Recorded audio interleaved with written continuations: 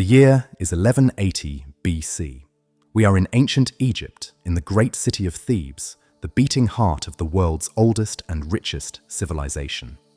While the rest of humanity scratches at the dirt in mud brick villages, Egypt has already been a unified, towering superpower for over 1,000 years. The pyramids at Giza are, even now, ancient ruins, older to this Egyptian than the fall of Rome is to us. Gold flows down from the mines of Nubia. Cedar arrives by ship from Lebanon. Incense is carried up from the mysterious land of Punt. But you are not a farmer bent over in the black mud of the floodplain. You are not a scribe or a priest or even a prince. You are Pharaoh.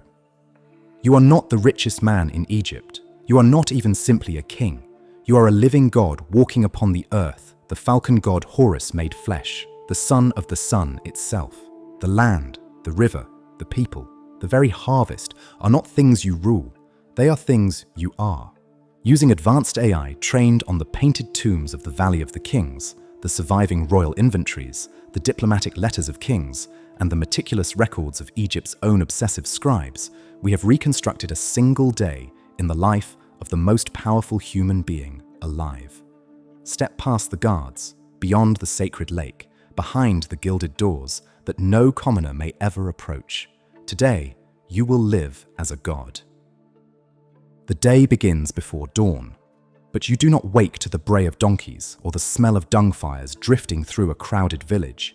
In a country that is 95% burning, lifeless desert, the rarest luxuries on earth are shade, cool air, and the sound of water. You wake in your private chambers inside the sprawling palace of Malkata, a glittering complex of painted halls built specifically for your pleasure. The walls are not bare stone. They're alive with color, painted with rippling pools full of leaping fish, flocks of birds bursting from green papyrus reeds, and ceilings rendered as the deep blue night sky, scattered with golden stars. The floors beneath your feet are painted to look like the marshes of the Nile, so that you walk, quite literally, upon a living garden. The air is cool and sweet. Slaves have worked through the night, fanning the chambers and dampening woven reed screens with water so that the dry desert breeze turns soft and cool as it passes through. You did not endure the suffocating heat of the night. The sun, your divine father Ra, has just defeated the serpent of darkness and is climbing back into the sky. And as he rises, so do you. You do not dress yourself. A god does not labor, not even upon his own body. Attendants glide forward in absolute silence. First, your body is bathed and rubbed with sacred oils, then perfumed with myrrh and the precious resins carried thousands of miles from the southern lands. You are dressed not in coarse wool, but in linen so fine it is called woven air. It is bleached a blinding, ritual white and pleated into hundreds of crisp, sharp folds. A feat of labor so painstaking that the cloth alone announces you are beyond the reach of ordinary men. Then comes the gold. A wide collar of beaten gold, inlaid with carnelian, turquoise from the mines of Sinai, and deep blue lapis lazuli hauled overland from the distant mountains of Afghanistan, is laid across your shoulders. Heavy bracelets clasp your arms. And finally, the most important objects on earth are placed upon you. Upon your brow rises the Uraeus, the rearing golden cobra, ready to spit fire and death at the enemies of Egypt. You take up the crook and the flail crossed over your chest, the symbols that you alone shepherd and feed the entire nation. A specialist fixes the ceremonial false beard, plaited and divine, to your chin. Another lines your eyes with thick black coal and brilliant green malachite, both to honor the gods and to throw the desert glare from your eyes. Your morning grooming routine uses minerals, oils, and resins gathered from 3 continents, simply to prepare a god to be seen. Now begins your first and most sacred duty. Before any business of the kingdom, you must tend to the gods because the entire universe depends on it. The Egyptians believe in Ma'at, the sacred cosmic order, the delicate balance of truth, justice, and harmony that holds back eternal chaos, and only one being on earth can maintain it: you. You are carried to the vast temple of Karnak, the largest religious structure ever raised by human hands, a forest of stone columns so colossal that 100 men could stand atop a single one. In theory, every single ritual performed in every temple across Egypt is performed by you. In practice, your priests act as your stand-ins. But here, in the holiest of holies, you yourself enter the dark inner sanctuary, where the golden statue of the god Amun-Ra waits in shadow. You break the clay seal on the shrine. You wash, anoint, clothe, and feed the god with offerings of bread, meat, and wine. You are the only living person permitted to look upon the god's face. You are the hinge upon which heaven and earth turn. By mid-morning, the divine duties give way to the brutal machinery of power. You are carried to the audience hall, a breathtaking chamber where painted columns rise like papyrus stalks and the floor gleams with inlaid faience. You ascend to the throne, set upon a raised dais so that all who approach must look up at you and bow until their foreheads touch the floor. No man may stand at your level. No man may speak unless invited. At your side stands the second most powerful man in the kingdom, your vizier. He is the chief administrator of all Egypt, the man who actually runs the colossal bureaucracy so that you may remain divine and untouchable. He reports to you each morning. The level of the Nile has been measured at the sacred markers, and the priests predict the size of this year's flood, which will determine whether the entire nation eats or starves. The granaries of the state are full. The tax collectors have returned from the provinces with their counts of grain and cattle. A nobleman in the south has been accused of stealing from a temple, and his fate, life or death, now rests on a single word from your lips. Then comes the procession of tribute, the daily theatre of empire. Foreign envoys are brought before you, falling on their faces.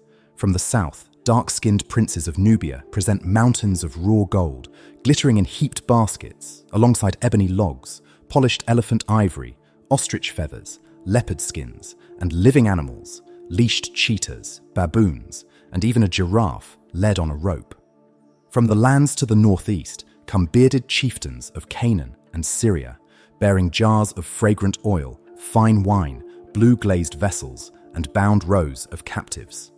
Even the great kings of distant empires, of Babylon and of Mitanni, do not deal with you as equals. They write you flattering letters, beg you for gold, which they claim is as plentiful as dust in your land, and they send you their own daughters in marriage to secure your friendship. The wealth of the entire known world does not trickle toward Egypt. It floods toward it, and it pools at your feet. Even your family is an instrument of the state. Marriage at this level has nothing to do with affection. To keep the divine bloodline pure and unbroken, pharaohs sometimes marry within their own family, even their own sisters, so that the blood of the gods is never diluted by a commoner. Your great royal wife is not merely a spouse. She is a goddess in her own right, the living embodiment of divine femininity, and the mother of the heir who will one day become a god as well. Beyond her, you maintain a vast royal household of secondary wives and their children, an entire institution with its own estates, workshops, and economy. Foreign princesses arrive as living treaties. Every birth, every marriage, every union is a thread woven into the immortal fabric of the dynasty.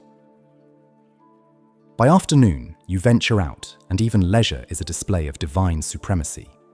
You do not walk among the crowds. You ride out into the desert in a chariot of electrum, a gleaming alloy of gold and silver, drawn by a matched pair of plumed horses, the supercars of the ancient world, fantastically expensive and reserved for royalty and the highest elite.